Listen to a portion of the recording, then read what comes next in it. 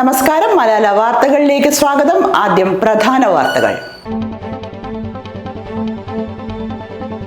നവകരണം പദ്ധതി സർക്കാർ നൽകിയ ഫണ്ട് പിണറായി സർക്കാർ വകമാറ്റി ചെലവഴിച്ചുവെന്ന് P K Basheer MLA.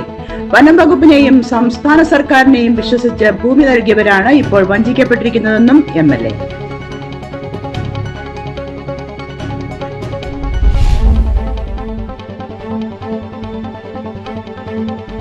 Nilambur sub ട്രഷറിയുടെ പുതിയ കെട്ടിടം ധനകാര്യ വകുപ്പ് മന്ത്രി കെ.എൻ. ബാലഗോപാൽ ഓൺലൈനായി ഉദ്ഘാടനം ചെയ്തു.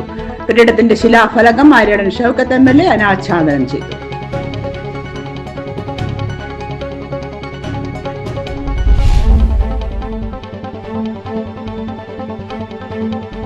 നിലമ്പൂർ നായാടംപൊയിൽ മലയോര ഹൈവേ ഭൂമി വിട്ടു നൽകാൻ തടസ്സം നിൽക്കുന്നവർ വിട്ടുവീഴ്ചയ്ക്ക് തയ്യാറാകണമെന്ന് എം.എൽ.എ.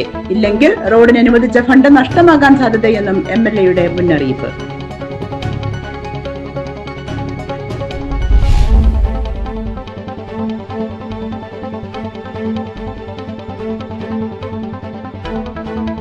നിയമസഭാ തെരഞ്ഞെടുപ്പിൽ ജില്ലയിൽ UDF മുഴുവൻ സീറ്റുകളിലും വിജയിക്കും പി കെ ബഷീർ എം.എൽ.എ.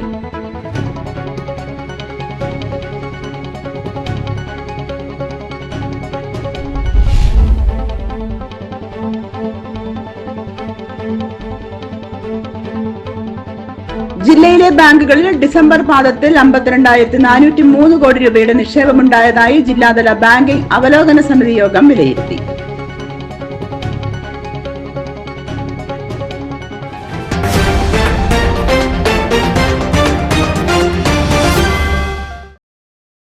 വാർത്തകൾ വിശദമായി.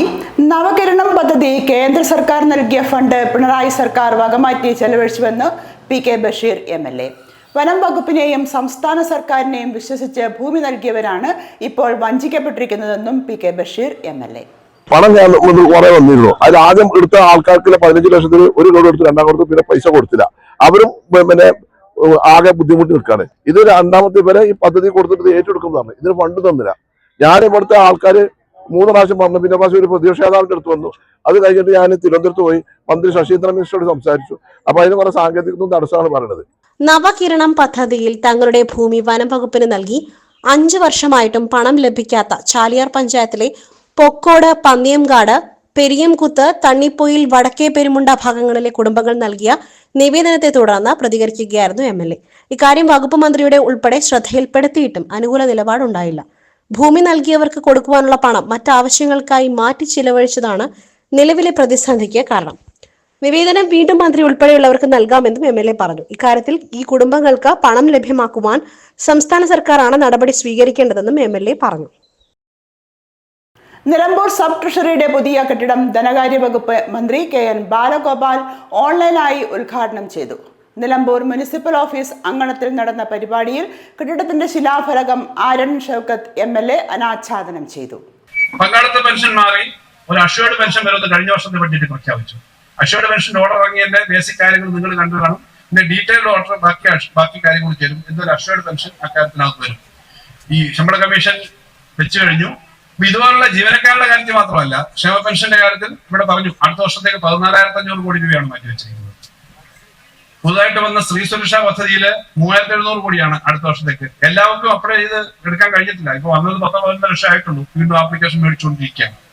കുട്ടികൾക്കുള്ള കണക്ട് വർക്കിന് ഇതേപോലെ പദ്ധതിയാണ്. അപ്പൊ ഇതെല്ലാം നാട്ടിലെ ജനങ്ങൾക്ക് ജീവിക്കാൻ വേണ്ടിയിട്ടാണ് ഈ പണമൊക്കെ. ഇവിടെ പറഞ്ഞതുപോലെ 1,30,000 കോടി മാത്രം ഉണ്ടായിരുന്ന വാർഷിക ചെലവിൽ നിന്ന് അതിന്റെ തൊട്ടു മുമ്പത്തെ വർഷം 1,15,000 കോടി ഉള്ളിടത്തുനിന്നും 2 ലക്ഷം കോടിയിലേക്ക് നമ്മൾ എത്തി ഈ 5 വർഷം കൊണ്ട്. നിലമ്പൂർ മുനിസിപ്പൽ ഓഫീസ് അങ്കണത്തിൽ നടന്ന പരിപാടിയിൽ കെട്ടിടത്തിന്റെ ശിലാഫലകം ആര്യടൻ ഷൗക്കത്ത് എം.എൽ.എ. അനാച്ഛാദനം ചെയ്തു. നമ്മുടെ ട്രഷറി നമുക്ക് സ്വന്തം കെട്ടിടത്തിലേക്കായി, അതുപോലുള്ള കുറെ ഇനിയും ഓഫീസുകൾ സ്വന്തം കെട്ടിടം കാത്തു കഴിയുന്ന കുറെ ഓഫീസുകളുണ്ട്. കുറെ ഓഫീസുകൾ നമ്മുടെ റവന്യൂ ടവറിലേക്ക് വെളിയന്തോട്ടേക്ക് മാറി. ഇനിയും നമുക്ക് സ്ഥലപരിമിതി അവിടെയുണ്ട്. അത്തരം കെട്ടിടങ്ങൾ ഇപ്പോഴും ഇതുപോലെ സ്ഥലം കാത്തു കിടക്കുന്നുണ്ട്. അതിനൊക്കെയുള്ള സ്ഥലം കണ്ടെത്താൻ നമുക്ക് കഴിയട്ടെ. നമുക്ക് കോടതിക്ക് നമുക്ക് സ്ഥലം കണ്ടെത്തി അതിന്റെ കെട്ടിടം നമുക്ക് ഉണ്ടാക്കേണ്ടതുണ്ട്. കോടതിയുടെ വികസനവുമായി ബന്ധപ്പെട്ട് ഇപ്പൊ പഴയ പോക്സോ കേസൊക്കെ നടക്കുന്ന കോടതി ഉള്ളത് നമ്മുടെ നഗരസഭയുടെ പഴയ കെട്ടിടത്തിലാണ്. അങ്ങനെ നിരവധിയായ അസൗകര്യങ്ങൾ ഇപ്പോഴും നമ്മുടെ സ്ഥാപനങ്ങൾ നടന്നു വരുന്നതിന് കാണുന്നുണ്ട്.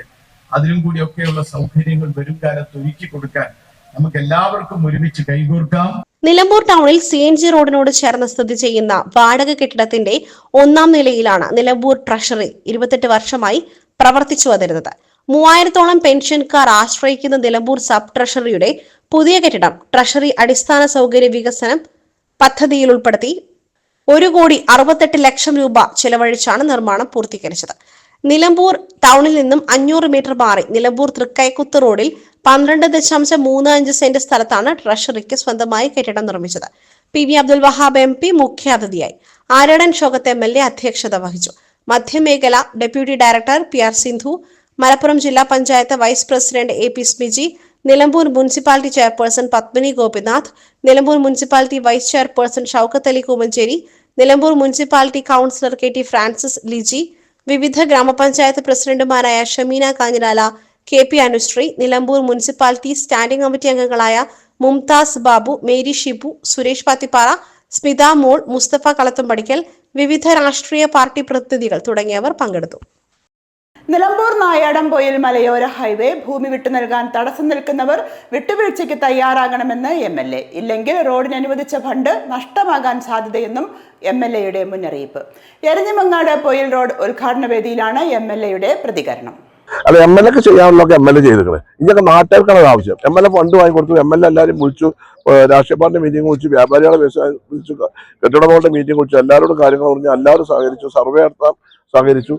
അങ്ങനെ റോഡിന് സ്ഥലം വിട്ടെടുക്കാൻ വെച്ചു, അത് കുറ്റിയടിച്ചു. ഇപ്പൊ പണി തുടങ്ങുമ്പോൾ അങ്ങനെ ചെറിയ ചെറിയ സാങ്കേതികത്വം പറഞ്ഞാലേ എല്ലാം കൂടി ഇപ്പൊ MLA കഴിയില്ല. അപ്പൊ നാട്ടുകാർക്കാണ് ആവശ്യം. 112 കോടി രൂപ ഒരു പഞ്ചായത്തിനാണ് കൊടുത്തത്. ആ പഞ്ചായത്തിലെ ജനങ്ങൾക്കാണ് ഇതിന് ഏറ്റവും വലിയ ബെനിഫിറ്റ് ഉണ്ട്. അപ്പൊ എല്ലാവരും അഡ്ജസ്റ്റ് ചെയ്ത് കൊടുത്ത് ഒരു പഞ്ചായത്തിന്റെ റോഡ് വികസനത്തിനാണ് 112 കോടി രൂപ ലഭിച്ചിട്ടുള്ളത്. റോഡ് നിർമ്മാണവും വളരെ വേഗത്തിൽ നടന്നു വരികയാണ്. ഒരു MLA എന്ന നിലയിൽ റോഡിന് ഫണ്ട് അനുവദിപ്പിക്കുവാനും ടെൻഡർ ഉൾപ്പെടെയുള്ള പ്രവൃത്തികൾ വേഗത്തിലാക്കുവാനേ കഴിയൂ. ചാലിയാർ പഞ്ചായത്തിന്റെ സമഗ്ര വികസനത്തിന് കാരണമാകുന്ന നിലമ്പൂർ നായാടംപൊയിൽ മലയോര ഹൈവേക്ക് വേണ്ടി കുറച്ച് ഭൂമി നൽകുന്നതിൽ ആരും തടസ്സം നിൽക്കരുത്. ഇത് നമ്മുടെ നാടിന്റെ വികസനമാണെന്ന യാഥാർത്ഥ്യ ബോധത്തോടെ സഹകരിക്കണം. ഫണ്ട് നഷ്ടമായാൽ അത് ഈ റോഡിന് തടസ്സം നിൽക്കുന്നവരുടെ മാത്രമായിരിക്കും. 6 മാസത്തിനപ്പുറം ഈ വിഷയം പരിഹരിക്കപ്പെടണം. അതിനാൽ സഹകരിക്കണമെന്നും MLA അഭ്യർത്ഥിച്ചു.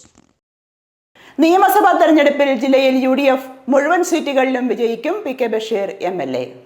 മലപ്പുറം ജില്ലകൾ തൂത്തുമാറും. 16 സീറ്റും ഐക്യ ജനാധിപത്യത്തിന് വിജയിക്കും. അത് യാതൊരു സംശയമില്ല. കഴിഞ്ഞ ത്രിതല പഞ്ചായത്തില്, ജില്ലാ പഞ്ചായത്തില്, ബ്ലോക്ക് പഞ്ചായത്തിലൊക്കെ ഇപ്പൊ Nilambur block panchayat, Areekode block panchayat, Vengara block panchayat, Malappuram block പഞ്ചായത്തൊക്കെ പ്രതിപക്ഷമില്ലാത്ത പഞ്ചായത്തുകളാണ് ബ്ലോക്ക് പഞ്ചായത്ത്. അതുപോലെ ജില്ലാ പഞ്ചായത്തിന് പ്രതിപക്ഷമില്ല, CP മജോറിറ്റി ആയിരിക്കും ഐക്യ ജനാധിപത്യത്തിന്. അത്രമാത്രം ഈ ഗവൺമെന്റ് ജനവിധ നയങ്ങളെ ജനങ്ങൾ വെറുത്തുകൊണ്ടിരിക്കുന്ന ഒരു കാലഘട്ടമാണ്. നിയമസഭാ തെരഞ്ഞെടുപ്പ് UDFന്റെ തിരിച്ചുവരവിന് കളമൊരുക്കുമോ എന്ന ചോദ്യത്തിന് സംസ്ഥാനത്തൊട്ടാകെ UDFന് അനുകൂല സാഹചര്യമാണെന്നും UDFന്റെ ശക്തമായ തിരിച്ചുവരവ് ഈ തെരഞ്ഞെടുപ്പിൽ ജില്ലയിലെ 16 സീറ്റുകളിലും വിജയിക്കുമെന്നും PK ബഷീർ MLA പറഞ്ഞു. ഏറനാട് മണ്ഡലത്തിൽ നിന്നും തന്നെയാണോ മത്സരിക്കുക എന്ന ചോദ്യത്തിന് പാർട്ടിയാണ് ഇക്കാര്യങ്ങളിൽ തീരുമാനമെടുക്കുക എന്നും MLA പറഞ്ഞു. ജില്ലയിലെ ബാങ്കുകളിൽ ഡിസംബർ പാദത്തിൽ 52,403 കോടി രൂപയുടെ നിക്ഷേപമുണ്ടായതായി ജില്ലാതല ബാങ്കിംഗ് അവലോകന സമിതി യോഗം വിലയിരുത്തി. മലപ്പുറം റൂബി ലോഞ്ചിൽ നടന്ന ജില്ലാതല ബാങ്കിംഗ് അവലോകന യോഗം P. ഉബൈദുള്ള MLA ഉദ്ഘാടനം ചെയ്തു. ബാങ്കുകളിലെ നിക്ഷേപത്തിന്റെ കാര്യത്തിൽ നമ്മൾ മറ്റു ജില്ലകളുടെ മുമ്പിൽ ആണ് എന്നാണ് എൻ്റെ ഒരു ധാരണ. അത് ശരിയായിട്ടുണ്ടെന്ന് തോന്നുന്നു. പ്രവാസി നിക്ഷേപത്തിന്റെ കാര്യത്തിൽ നമ്മുടെ ജില്ലയാണ് മുന്നിട്ട് നിൽക്കുന്നത്. പ്രവാസി നിക്ഷേപം ഇടക്കാലത്ത് അവിടെ പ്രവാസ ലോകത്തൊക്കെ ഉണ്ടായിട്ടുള്ള ചില പ്രാദേശിക സ്വദേശിവൽക്കരണത്തിൻ്റെ ഭാഗമായി കുറഞ്ഞൊരു കുറവുണ്ടായെങ്കിൽ പോലും ഇപ്പോഴും വലിയൊരു വ്യത്യാസമില്ലാതെ അത് നിലനിൽക്കുകയാണ്. ഇപ്പോൾ ലോകത്ത് ഒരു യുദ്ധത്തിൻ്റെ അന്തരീക്ഷത്തിലാണ് നമ്മൾ നിൽക്കുന്നത്. അത് പെട്ടെന്ന് അവസാനിച്ചില്ലെങ്കിൽ ഇനി പ്രവാസികളുടെ ഡെപ്പോസിറ്റിലൊക്കെ കുറവ് വരാൻ സാധ്യത നമ്മൾ കാണുന്നുണ്ട്. പെട്ടെന്ന് സമാധാനം പുനഃസ്ഥാപിക്കാൻ നമുക്കൊക്കെ പ്രാർത്ഥിക്കാം എന്നാണ് എനിക്ക് ഈ സന്ദർഭത്തിൽ പറയാനുള്ളത്. പ്രവാസി നിക്ഷേപം കൂടുതൽ മലപ്പുറം ജില്ലയിലാണ്. അതുകൊണ്ട് തന്നെ പ്രവാസികൾക്ക് കൂട്ടായി സംരംഭം തുടങ്ങുവാനുള്ള പദ്ധതികൾക്ക് ബാങ്കുകൾ മുൻകൈ എടുക്കണമെന്ന് MLA പറഞ്ഞു. കഴിഞ്ഞ പാദത്തിൽ ജില്ലയിലെ നിക്ഷേപം 46,607 കോടിയായിരുന്നു. ജില്ലയിലെ ക്രെഡിറ്റ് ഡെപ്പോസിറ്റ് നിരക്ക് 67.11%. CD റേഷ്യോ 60% കുറവുള്ള ബാങ്കുകൾ റേഷ്യോ 60% മുകളിൽ എത്തിക്കണമെന്നും യോഗം ആവശ്യപ്പെട്ടു. CD ratio KGB 85.17%, Canara bank 78.18%, SBI 47.89%, federal bank 30.43%, south Indian bank 39.01% എന്നിങ്ങനെയാണ് മറ്റു ബാങ്കുകളുടെ CD റേഷ്യോ. വാർഷിക ക്രെഡിറ്റ് പ്ലാൻ പ്രകാരം ഈ പാദത്തിലെ മലപ്പുറം ജില്ലയുടെ മുൻഗണനാ മേഖലയുടെ നേട്ടം 87%. 13,300 കോടി രൂപ എന്ന ലക്ഷ്യത്തെ മുൻനിർത്തി 11,512 കോടി രൂപയുടെ വായ്പകൾ നൽകി. വാർഷിക ക്രെഡിറ്റ് പ്ലാൻ പ്രകാരമുള്ള ദ്വിതീയ മേഖലയിലെ നേട്ടം 80%, തൃതീയ മേഖലയിലെ നേട്ടം 49%. യഥാക്രമം 3,910 കോടി രൂപയും 916 കോടി രൂപയും വായ്പ നൽകുവാനായതായി യോഗം വിലയിരുത്തി. കർഷകർക്ക് അവരുടെ കാർഷിക പ്രവർത്തനങ്ങൾക്ക് മതിയായതും സമയബന്ധിതവുമായ വായ്പ നൽകുവാൻ സഹായിക്കുന്ന പദ്ധതിയായ കിസാൻ ക്രെഡിറ്റ് കാർഡ് പരമാവധി ഉപഭോക്താക്കളിൽ എത്തിക്കുവാൻ ശ്രമിക്കണമെന്ന് യോഗം നിർദ്ദേശിച്ചു. Malappuram LDM MV Anjanadev, Thiruvananthapuram RBI LDO VS Akhil, Canara Bank regional head Pulisai Krishna, Malappuram NABARD DDM Muhammad Riyas, SBI, Canara Bank, Kerala Grameen Bank, Federal Bank, മറ്റ് ബാങ്കുകളുടെ പ്രതിനിധികൾ, വിവിധ വകുപ്പുതല ഉദ്യോഗസ്ഥർ എന്നിവർ പരിപാടിയിൽ പങ്കെടുത്തു.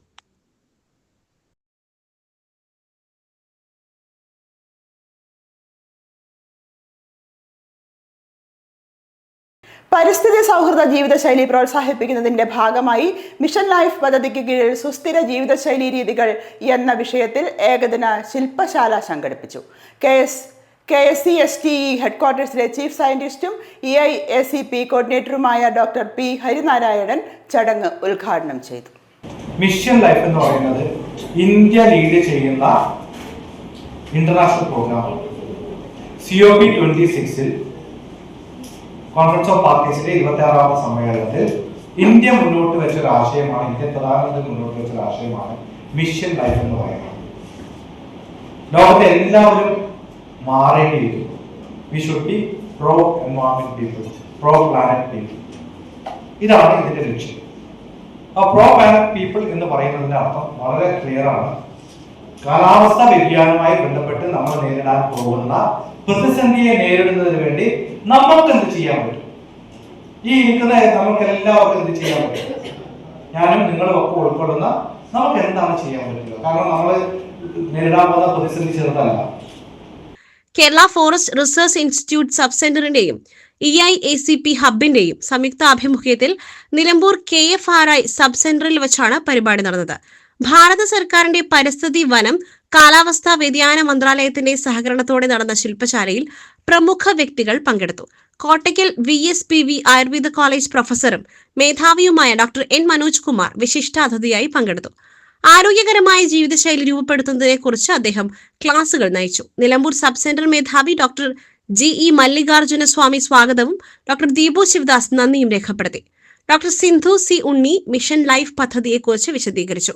ശില്പശാലയുടെ ഭാഗമായി നടന്ന സാങ്കേതിക സെഷനുകളിൽ സുസ്ഥിര ജീവിതശൈലി സ്വീകരിക്കുക, ആരോഗ്യകരമായ ജീവിതശൈലി എന്നീ വിഷയങ്ങളിൽ വിദഗ്ധർ ക്ലാസുകൾ എടുത്തു. ഉച്ചയ്ക്ക് ശേഷം നടന്ന സമാപന സമ്മേളനത്തിൽ പങ്കെടുത്തവർക്ക് സർട്ടിഫിക്കറ്റുകൾ വിതരണം ചെയ്തു. തുടർന്ന് പ്രതിനിധികൾ നിലമ്പൂർ തേക്ക് മ്യൂസിയവും ബയോറിസോഴ്സ് നേച്ചർ പാർക്കും സന്ദർശിച്ചു. നിലമ്പൂർ കീർത്തിപ്പടിയിൽ പ്രൈവറ്റ് ഓട്ടോറിക്ഷ അപകടത്തിൽപ്പെട്ട് 2 പേർക്ക് പരിക്കേറ്റു. കാൽനടയായി പോവുകയായിരുന്ന കീർത്തിപ്പടിയിലെ ഗുഡ്സ് ഓട്ടോ ഡ്രൈവർ ഫക്രുദ്ദീൻ എന്നയാൾക്കും സ്വകാര്യ ഓട്ടോ ഓടിച്ചയാൾക്കുമാണ് നിസ്സാര പരിക്കുകളുള്ളത്.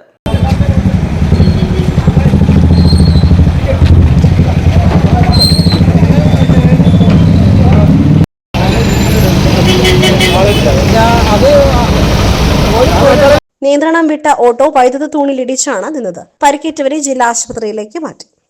നഗരസഭയിൽ ഭിന്നശേഷി സഹായ ഉപകരണങ്ങൾ വിതരണം ചെയ്തു. ഉദ്ഘാടനം PV അബ്ദുൽ വഹാബ് MP നിർവഹിച്ചു.